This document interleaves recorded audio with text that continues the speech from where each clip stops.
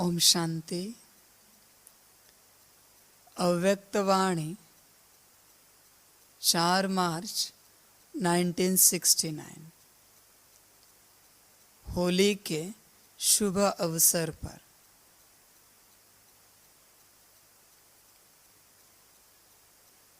पहला पॉइंट है, आज आपकी खास होली है क्या?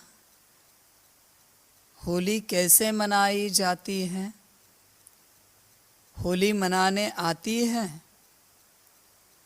काम की होली कौन सी है? वर्तमान पार्ट अनुसार होली कैसे मनाएंगे? वर्तमान समय कौन सी होली मनाने की आवश्यकता है? होली में कई बातें करनी होती है, लग भी जाता है,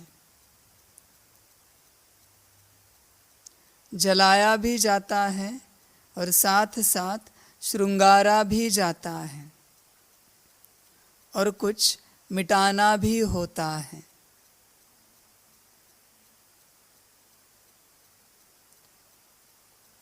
बाबा कहते हैं, आज आपकी खास होली है क्या?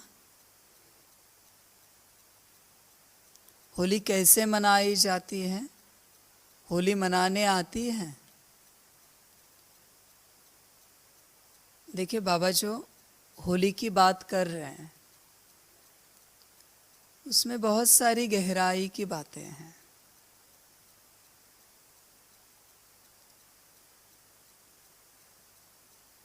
बाबा की किसी भी बात को आप जनरल में नहीं ले सकते। बहुत बार लगता है कि शायद बाबा ने जनरल बात कही है, पर बाबा की बातें कभी जनरल नहीं होती।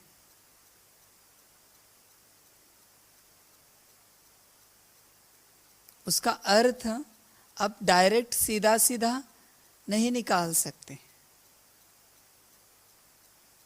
बहुत से बच्चे सीधा सीधा निकालते हैं और बहुत से बच्चे उल्टा निकाल देते हैं।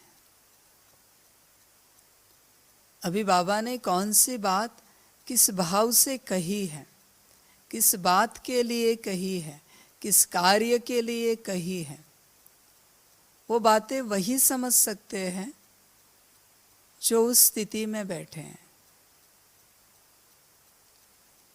ज्ञान सुनने के वक्त, मुरली सुनने के वक्त बाबा जिस स्वरूप में बैठा है उस स्वरूप को लेकर अगर आप बच्चे अपने स्वरूप में बैठे हों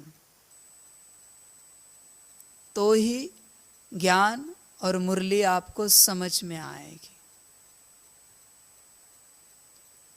बाप का स्वरूप अलग है और बच्चों का स्वरूप अलग है तो मुरली नहीं समझ सकते, सिर्फ शब्द सुनेंगे और जैसे अपना दिमाग वैसे उन शब्दों का अर्थ निकालेंगे। अगर बाप की फ्रीक्वेंसी और आपकी फ्रीक्वेंसी एक है तो बाप जो भी जिस समय भी बोले आपको समझ में आएगा। बाप की फ्रीक्वेंसी और आपकी फ्रीक्वेंसी अलग है तो बाप ने कितनी सिंपल बात भी कही फिर भी आपको समझ में नहीं आएगी, क्योंकि एनर्जी अलग है, फ्रीक्वेंसी अलग है, स्वरूप अलग है। 99% बाबा की बातें सीधी होती है, 1% उसकी गहराई होती है। बस समझने वाले समझ जाते हैं। इसलिए ज्ञान को समझने के लिए, बाप की बातों को समझने के लिए स्वरूप में बैठो। अगर बाप के स्वरूप में बैठा है तो आपको बच्चे के स्वरूप में बैठना चाहिए, तभी बाप की बातें और बाप का प्यार समझ में आएगा। बाप अगर टीचर के स्वरूप में बैठा है तो आपको स्टूडेंट के स्वरूप में बैठना चाहिए, तभी पढ़ाई समझ में आएगी और टीचर का प्यार समझ में आएगा। बाप अगर सद्गुरु के स्वरूप में बैठा है तो आपको भी शिष्य के स्वरूप में बैठना चाहिए, तभी सद्गुरु का गाइडेंस और उसका प्यार समझ में आएगा। बहुत ज़रूरी है। बाप सद्गुरु के स्वरूप में बैठा है और आप बच्चे के स्वरूप में बैठे हो, ज्ञान और प्यार दोनों समझ में नहीं आएंगे। ये समझ होती है, ये समझ की बातें होती हैं। आपके परिवार में भी, लौकिक परिवार में, जब माँ या बाप कोई बात सीरियस कह रहे होते हैं तो आप भी सीरियस होते हैं उसे सुनने के लिए। जब माँ या बाप मजाकिया मोड में होते हैं तो आप भी वैसे होते हैं, तभी आप और वो मिलन मना पाते हैं एक दूसरे के साथ, वरना झगड़े हो जाते हैं। इसलिए बाबा जो बातें कहता है और वो कहता आया है, उसे समझने के लिए उस स्वरूप में बैठना बहुत ज़रूरी है। बाबा ने आदि में कहा आत्मा अंगुष्ठ मिसल है। जिन्होंने आत्मा अंगुष्ठ मिसल समझ के बाबा को याद किया, उनके जीवन में निश्चित रूप से परिवर्तन हुआ। उस समय की बात है। फिर बाबा ने कहा आत्मा बिंदी है। जिन्होंने बिंदी समझ के बाप को याद किया तो निश्चित रूप से उनका कल्याण हुआ होगा। ये समझ की बात है।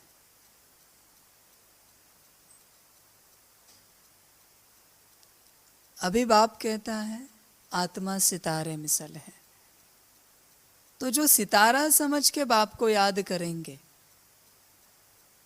उन्हीं का कल्याण होगा। अंगुष्ठ या बिंदी मिसल समझ के याद करेंगे तो वो उस समय की डायरेक्शन थी, तो कल्याण होगा, नहीं होगा ऐसे नहीं है। लेकिन कितना होगा? जितना होना है। सितारा समझ के याद करेंगे, पूरा कल्याण होगा।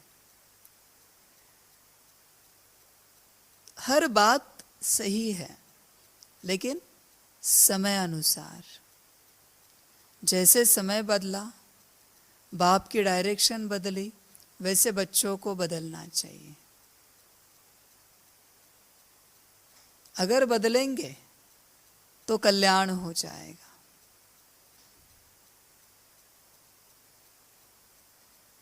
ये समझ की बात है आपके अंदर।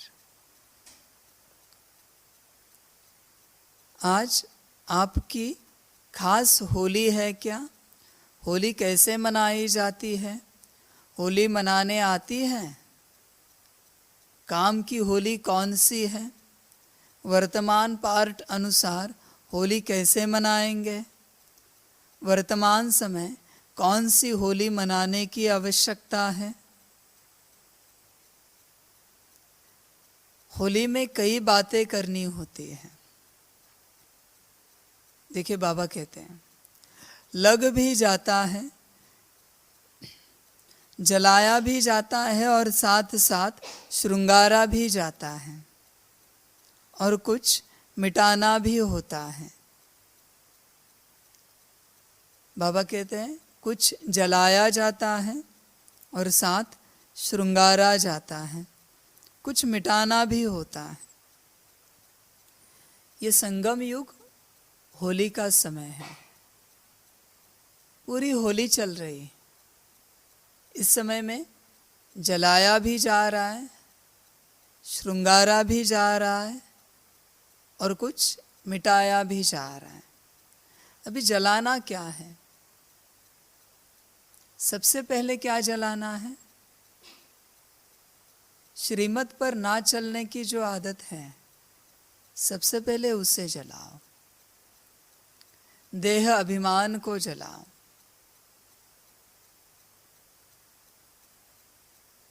श्रीमत पर चलेंगे, देही अभिमानी बनेंगे, तो बाकी आगे की सारी बातें अपने आप हो जाएगी। इसलिए सबसे मुख्य बातें हैं, श्रीमत पर ना चलने की जो आदत है, जो संस्कार है, उसे जलाओ, उसे मिटाओ। अभी तक जितनी मुरलियाँ हुई, जितना ज्ञान चला, उसमें से कोई भी एक महावाक्य को उठा के पूरी आयु चलते रहे तो भी मुक्ति, जीवन मुक्ति मिल जाएगी। लेकिन बच्चों की आदत है, एक महावाक्य को लिया, फिर दूसरा सुना, पहले को छोड़ा, दूसरे के ऊपर चलने लगे। दूसरा मिला, तीसरा मिला, दूसरे को छोड़ा, तीसरे के ऊपर चलने।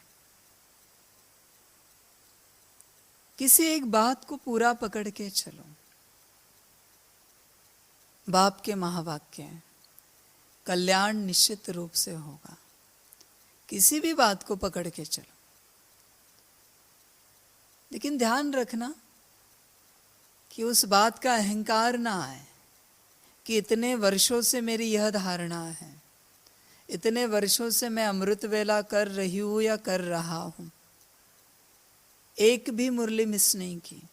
किसको सुना रहे हैं? एक भी अमृत वेला मिस नहीं की, किसको सुना रहे हैं? अमृत वेला किसके लिए कर रहे हो? मुरली किसके लिए सुन रहे हो? खुद के लिए। फिर दूसरों को अहंकार से सुनाने का फायदा क्या है? वो कहेंगे सामने वाले, करो ना करो आपकी मर्जी,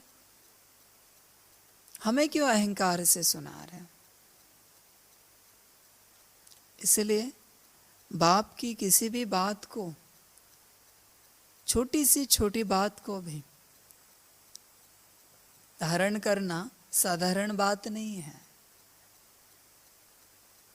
इसलिए कहते हैं कि किसी भी एक बात को पकड़ो और उस पर चलते रहो। मुक्ति, जीवन मुक्ति निश्चित है, परिवर्तन निश्चित है। लेकिन अपने को चेक करो कि बाप की ऐसी कौन सी बात है जो आपने कस के पकड़ ली है, जो आप कभी छोड़ते नहीं और कभी किसी को दिखाते भी नहीं कि आपने पकड़ के रखी है। ऐसी कौन सी धारणा है जो पूरी पकड़ के रखी है? अपने को चेक करो। इसलिए जो जलाना है वो है श्रीमत पर ना चलने के जो संस्कार हैं, उसे जलाओ। और दूसरा, देह अभिमान को जलाओ। कल्याण हो गया, आत्मिक स्थिति में आ गए और श्रीमत पर चलने लगे। कल्याण तो सदा ही है, बस ये बातें जलाई जाती हैं। अभी साथ साथ श्रृंगारा भी जाता है। तो क्या श्रृंगार करेंगे? श्रीमत पर चलने की बात को श्रृंगार करो कि श्रीमत को सदा पालन करेंगे, सदा हाजी में चलेंगे। जिस समय में बाप जो डायरेक्शन देगा उस पर चलते रहेंगे।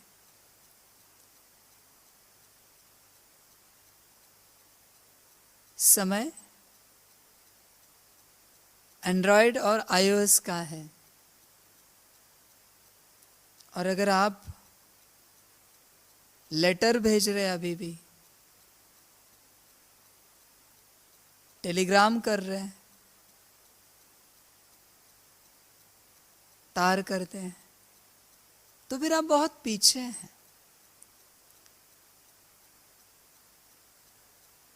जैसे समय वैसा ज्ञान और वैसी धारणा बहुत जरूरी है। इस समय में आप पेजर में चलेंगे फिर भी आप बहुत पीछे हैं। इस समय में आप छोटे फोन में चलेंगे, टेलीफोन में चलेंगे, फिर भी आप बहुत पीछे हैं टेक्नोलॉजी में। उसी प्रकार बाबा का ज्ञान है, जैसा समय होता है वैसा ज्ञान, वैसी विधियां निकलती हैं, उनको फॉलो करना बहुत जरूरी है, वरना पीछे रहेंगे।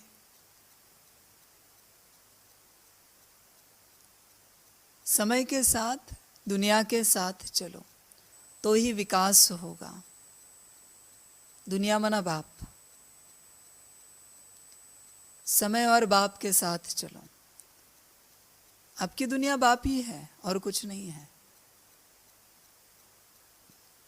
इसलिए समय और बाप के साथ चलो, डायरेक्शन पर चलो तो विकास होगा। उस समय में बच्चे बीमार थे तो आधी दवाई पर काम चलता था, वो उस समय की डायरेक्शन थी। अभी की डायरेक्शन कुछ और है। उस समय में छाछ और ढोड़ा पर चलता था, अभी की डायरेक्शन कुछ और है।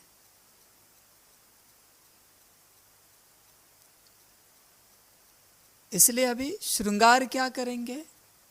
श्रीमत पर चलने का और आत्मिक स्थिति का, यही सबसे बड़ा श्रृंगार है। इससे बड़ा कोई श्रृंगार नहीं है।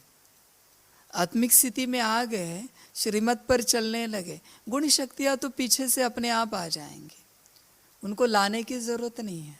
गुण शक्तियों को,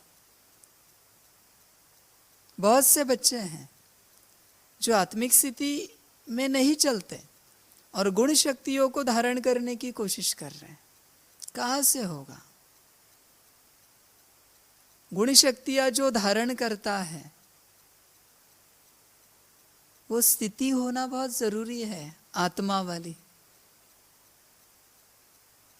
आप हो बॉडी कॉन्शियसनेस में और चाहते हो कि आप शांत स्वरूप बने, प्रेम स्वरूप बने, सुख स्वरूप बने, कहाँ से बनेंगे? शांत स्वरूप जो आत्मा है उस आत्मिक स्थिति में आना पड़ेगा। प्रेम स्वरूप जो आत्मा है उस आत्मिक स्थिति में आना पड़ेगा। सुख स्वरूप जो आत्मा है, शक्ति स्वरूप जो आत्मा है, उस स्थिति में आना पड़ेगा।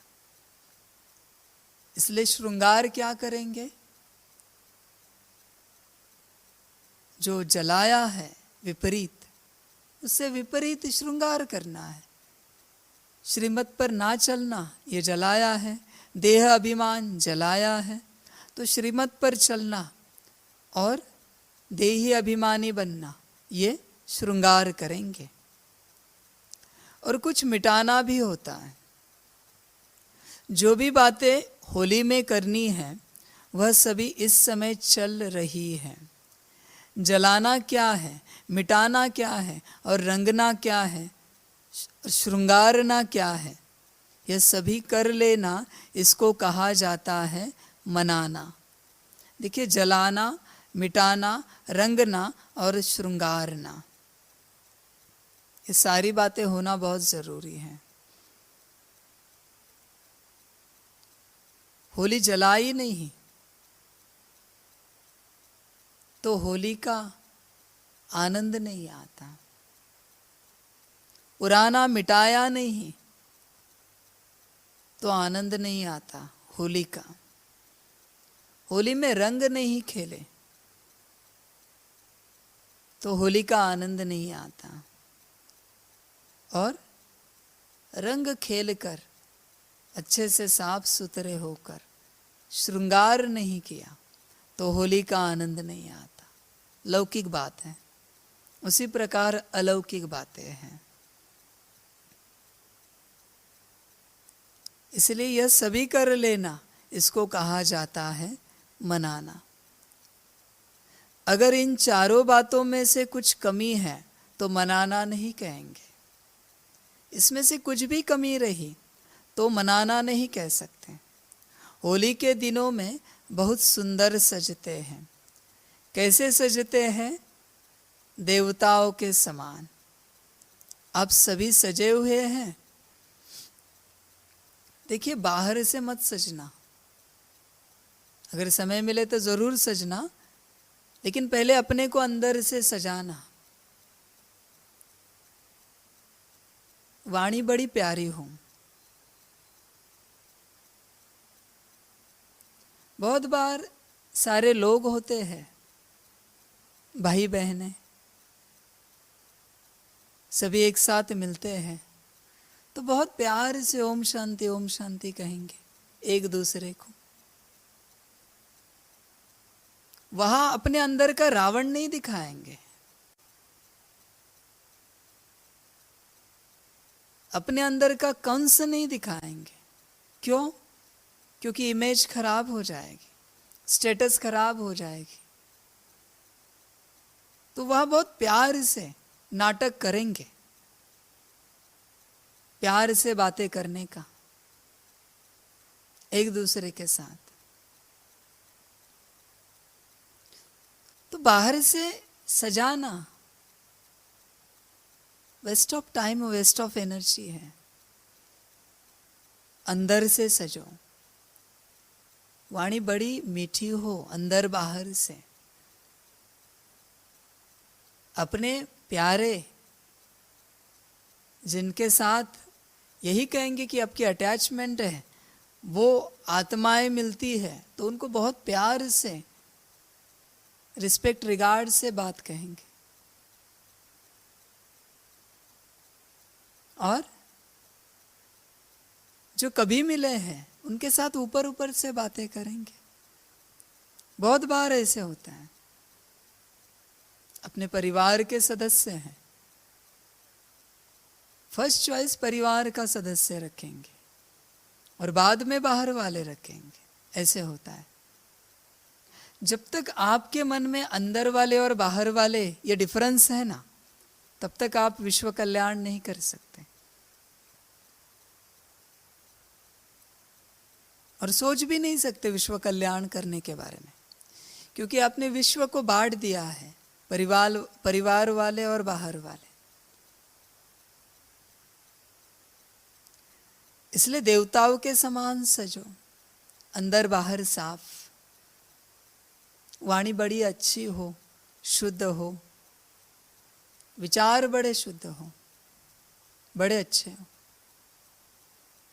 चेक करो अपने को, क्या ऐसे सजे हुए हैं?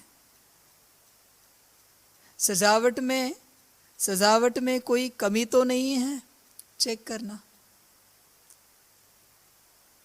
बाहर से सजावट तो सभी करते हैं, अंदर से चेक करो सजावट को। मन को चेक करो, बुद्धि को चेक करो, संस्कार को चेक करो, गुण शक्तियों को चेक करो। यही सजावट है। फिर वाणी शुद्ध हो, कर्म शुद्ध हो, व्यवहार समान हो। सबसे बड़ी बात है, क्या आपका सभी के साथ व्यवहार समान है? चेक करो, समान है या नहीं है। अगर समान है तो बाप के लायक बने हैं। बाप का व्यवहार सबके साथ समान होता है। अगर आपका है तो आप बाप के लायक हैं, पात्र हैं बाप के लिए। सजावट में मुख्य होली का श्रृंगार कौन सा होता है? सॉन्ग जो बनाते हैं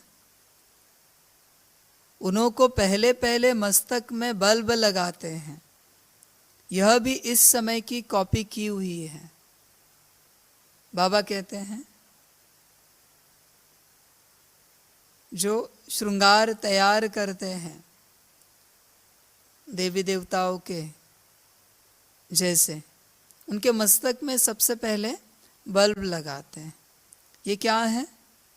इस समय की कॉपी है। कौन सी?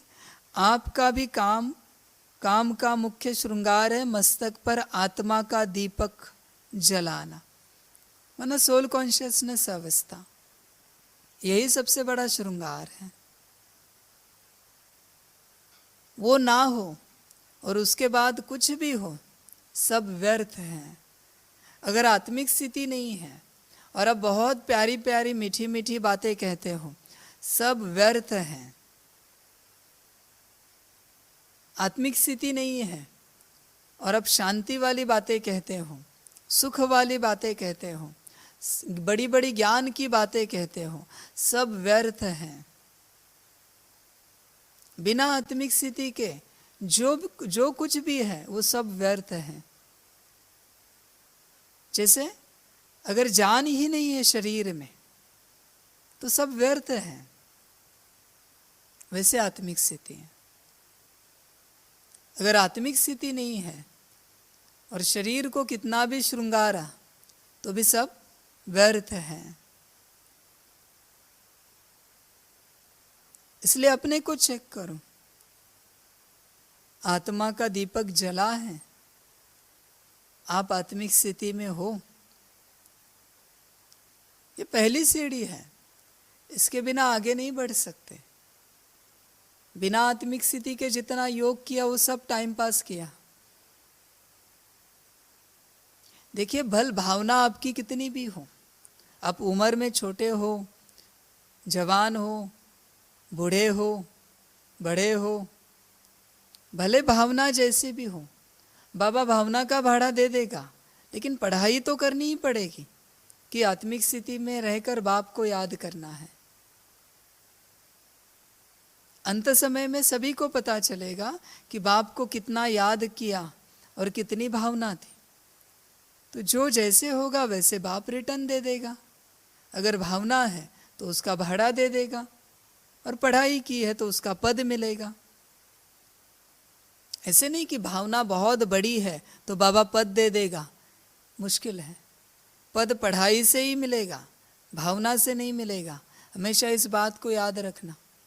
टीचर का कितना भी स्टूडेंट से प्यार हो और स्टूडेंट का कितना भी टीचर से हो, लेकिन जितने मार्क्स आपको एग्जाम में मिले हैं उसी के आधार पर आपको पद मिलेगा,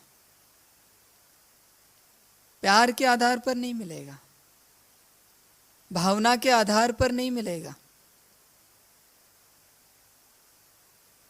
हमेशा याद रखें।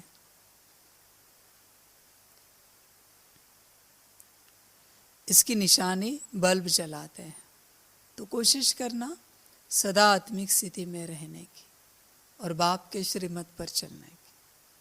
अच्छा, ओम शांति। सभी बच्चों को बाप की पदम गुणा, याद, प्यार, गुड मॉर्निंग और नमस्ते। सदा खुश रहना, मौज में रहना और आत्मिक स्थिति में रहकर बाप की याद में रहना। अच्छा, ओम शांति।